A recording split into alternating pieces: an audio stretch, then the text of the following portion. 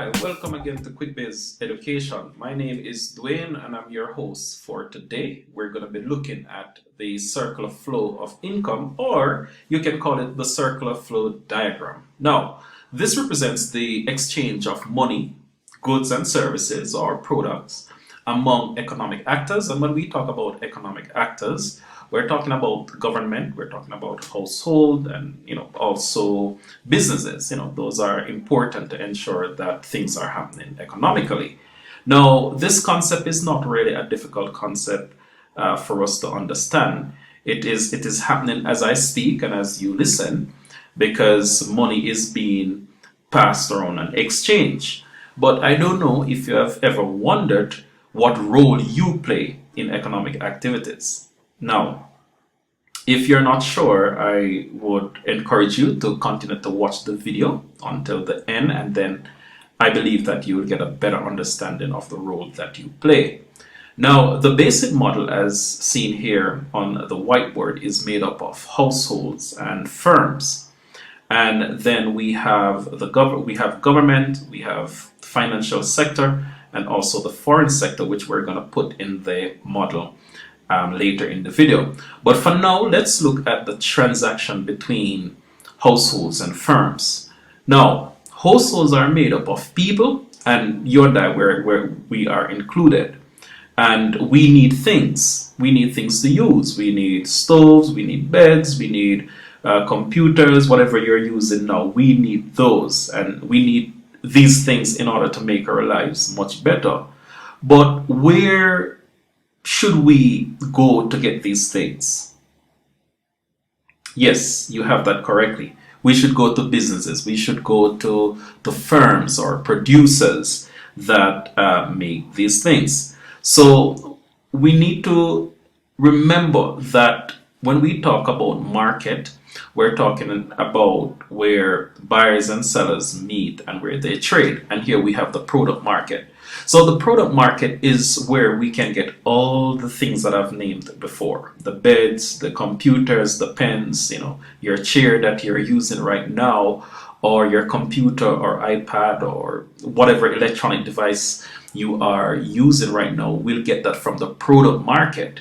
But you must remember that the product market is not necessarily a physical location. It can be, but it can, based on what is happening with big companies like Amazon and the different companies that are doing business online, it's also the product market. So what happened is that the firms, they provide the goods and services to the product market. And I'm just gonna get my pen here and I'm gonna put that in. So let's say the firms, they produce their goods and services. So right here, firms provide products. Let's see if we can get a little product here. No, that's messy. All right, so let's just continue with this. So yeah, they provide products. All right, so we'll put it there. So let's put P here. Okay, they provide products. And these products now are then sold to households. So let's put another arrow here.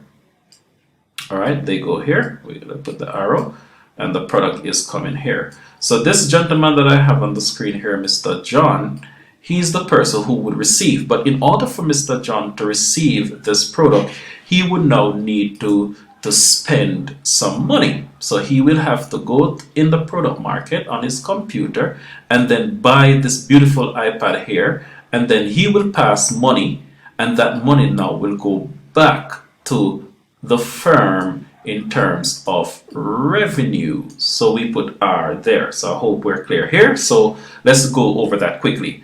Household, they spend money in the product market. That money is revenue for the firm. Okay, the firms, they produce the product in the product market, and that's where Mr. John will buy the iPad that you see here. Okay, so I hope we're clear there now. Now, firms must continue to produce. All right, and if they're going to continue to produce products and to put in the product market, then they are going to be in need of resources. And hence, at the bottom here, we have the resource market, because this is where now we get different things. We get the factors of production in order for us to produce, or in order for the firms to produce. So, and you might ask the question, where how is this done? Then let me just show you this. All right. So when the firms, when they're in need of factors of production, they're gonna go now to the household. Okay. So they're gonna go to the household, and the household. So let's continue with this green arrow right across, because they're going to go to the household, because the thing is that the factors of production in the resource market, they're coming from the household. Okay, so when they go to the firms go to the resource market now, they will actually be buying, or well, we could say buy, or they're paying for these resources. And here I have the factors of production. CEL is the acronym: capital, enterprise, land, and labor. So they now will have to pay for the factors of production. But who are the owners of these factors of production, and where do these come from? Yes, you have it right. They're coming from the household. So let's put this in red. Good. They're coming from the household, and it's going to go back here. So I'm just putting these arrows, and then I'm just going to explain. Okay, so the firms now, they are going to pay money, and we can put another M here because they're buying the factors of production. Now, when you purchase factors of production, they have to give up something. All right, so let's see if we can get this here. So we're going to put this in here now, where you can see. So from the household, if they have money and they put it in the bank, for example, they will earn interest, right? If they are entrepreneurs, then they're going to make a profit. If they have land, then they can rent it and get money. If they work, they're going to get wages. All right. So this is how now you see that when the firms buy these factors of production for the household, the household, they are getting these benefits: the interest, the profit, the rent, and the wages. So right here we can see that money flows in the circular flow of income in a clockwise way. Okay. And non-monetary value flow anti-clock way. Okay, so again, we'll see that these same factors of production will be what the firm will use in order to produce the product. Okay, so I hope that part is really clear. So let's just go over this quickly. So Mr. John, he needs an iPad. He goes to the product market. He pays money, he receives the product. That money is sent to the firm as revenue because the firm is providing a product. Now the firm is going to need to continue production, and hence the firm will have to spend money and pay for factors of production. When they pay for the factors of production, they will get people to work in their firms. People who are working in their firms must be paid. If they are going to rent a location, then they have to pay for rent. So this here now is the basic idea of the circular flow of income. All right, so let us move on. Now, we can't forget the government right here. They're in the middle of all things, all right?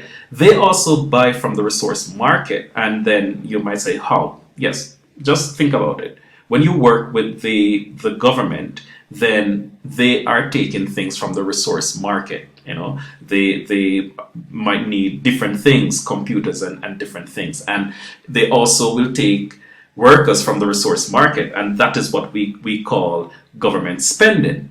Okay? Now, government also asks for tax, and they ask for taxes, and this is important because they need to provide public goods. So government will now ask for tax. Let's get the pen here and let's put the blue. So good. So government will tax the firms and they will tax people. So you pay